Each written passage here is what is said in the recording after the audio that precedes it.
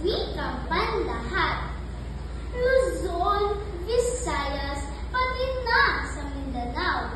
Tuwing Agosto, sabay-sabay humihiyaw.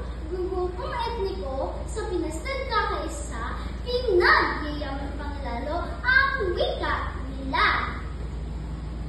Ilocano, Bisaya, maging ang kausap. Sa wikang ginto, Pilipinas ay busog.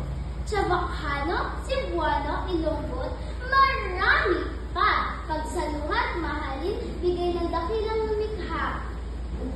Iba't iba man ang salitang pagbanggit, sa puso't kaluluwa'y iisa lang ang langit. Oo, pagmamahal nitong ipagpupunyagi, kayamanan na buhay, dugo at lahi.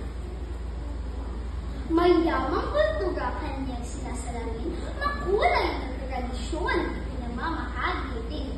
Wikang pambansa ay wikang panlahat, gamitin ang tamad, paglingkurang tapat. Buong pagmamahal nitong ipagpupunyagi, kayamanan ng buhay, dugo at lahi.